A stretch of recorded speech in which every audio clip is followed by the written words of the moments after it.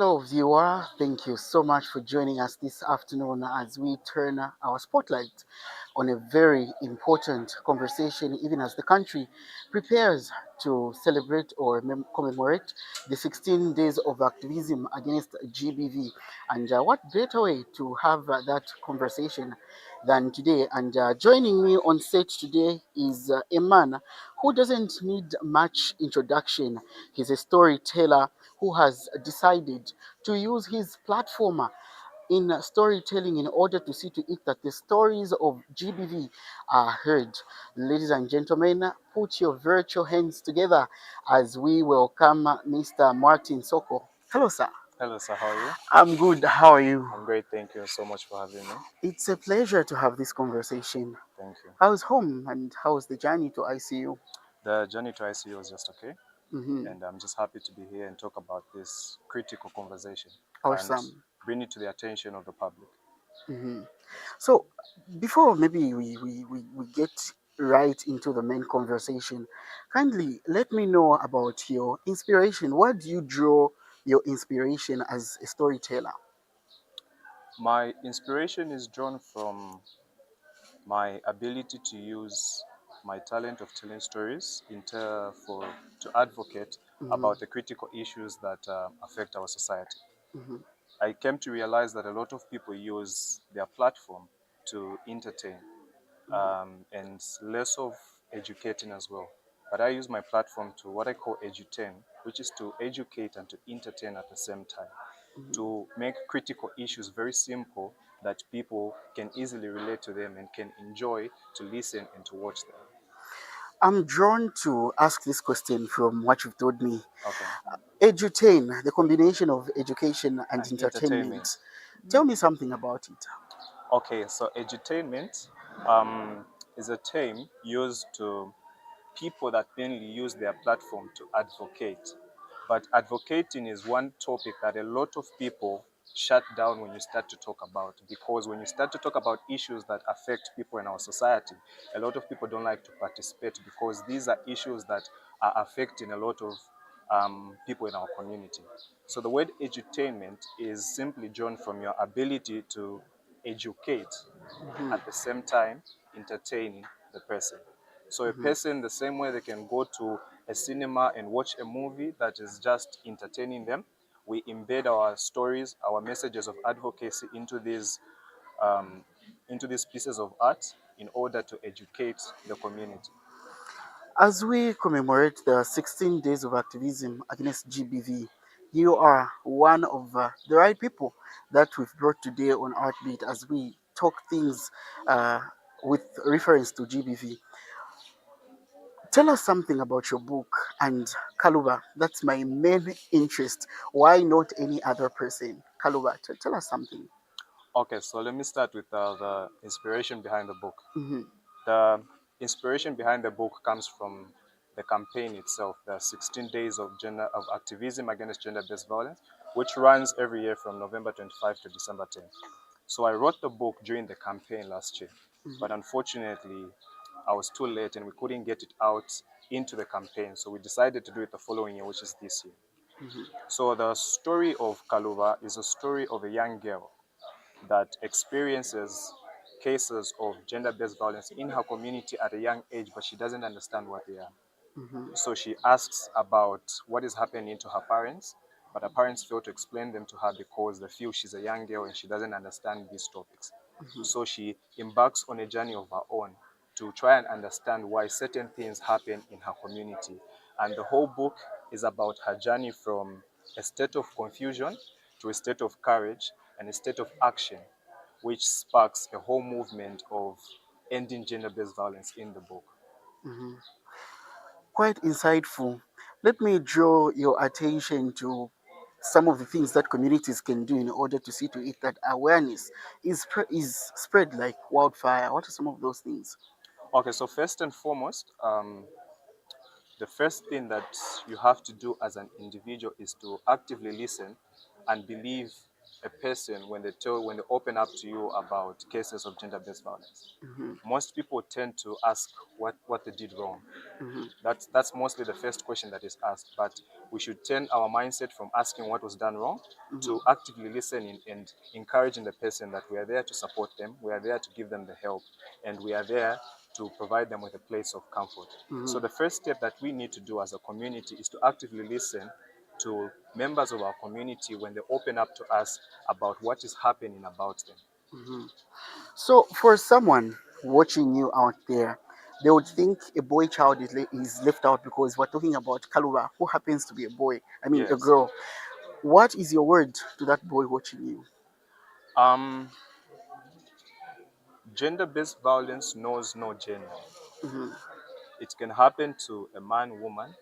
In today's society, we've got many genders, but it can happen to anyone, a man and a woman. Uh-huh. So my message to any boy that is out there is, despite all these issues affecting mostly women, we Mm-hmm. still have a role to play, even as men, in combating gender-based violence. Mm-hmm. There's a lot that we can do as men. We shouldn't keep quiet to the issues of gender-based violence and leave it mostly for the women to fight. Mm-hmm. Even as men, as boys, we still have a critical role to play in combating these issues. Awesome. So, in case you are watching us, this is ArtBeat coming to you live from ICU TV.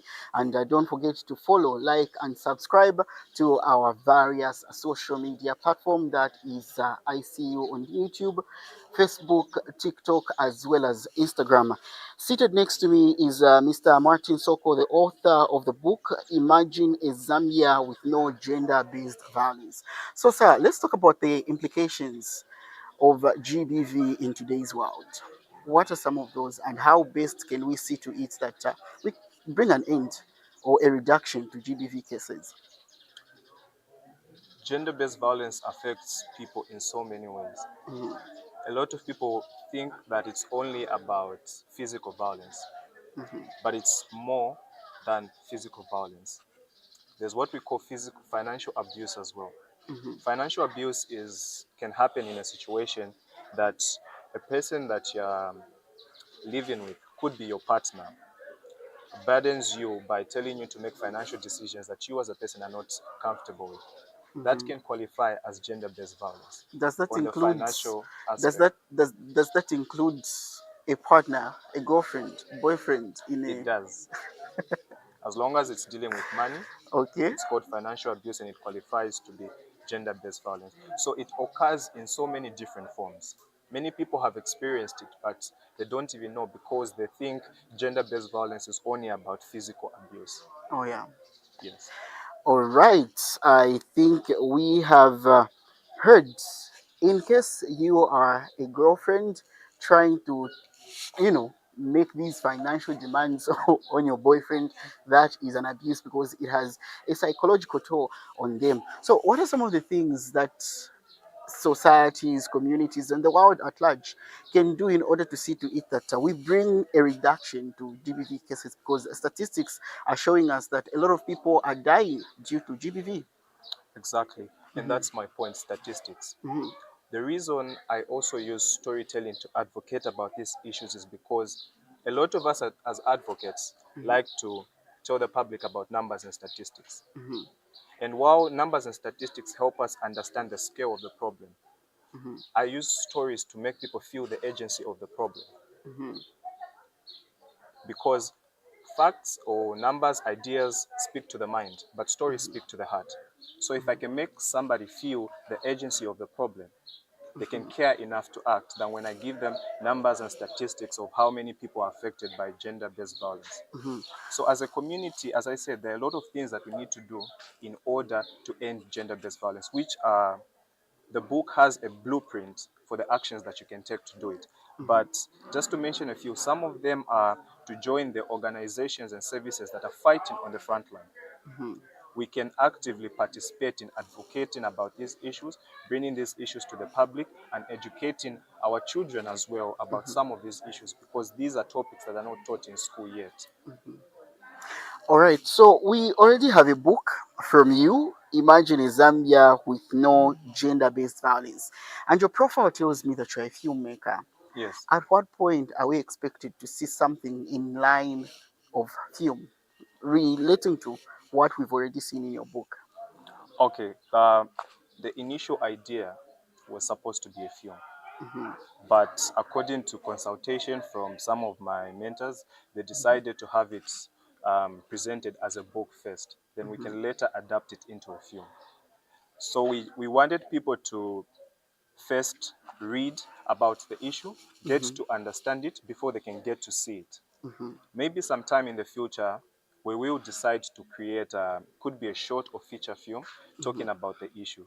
But our focus right now is on the literature side. We want people to read these books. We get them into schools. Hmm. We get them into some of the subjects that our students are learning at school, so that they can try to understand these things even at the secondary, primary school level as well. Hmm. All right. In case there is someone who is watching and they would want to read your book, where and how can they reach the book? So the book is available on Amazon. Hmm. You can simply go to Google and search for Imagine a Zambia Without Gender-Based Violence, and you are going to find a link to Amazon, and you can purchase the book on Amazon.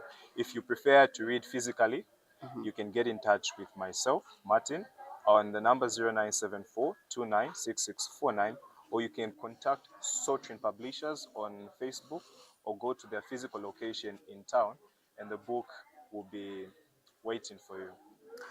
Thank you so much for coming to the show. Thank you so much for It's having been a me. pleasure. It's been a smooth conversation. Looking forward to many more. Sure, thank you for having me. Awesome.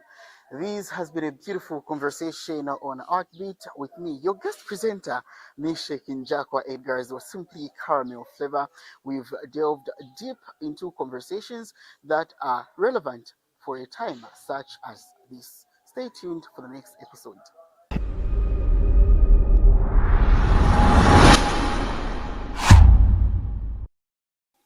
Enjoy watching ICU TV.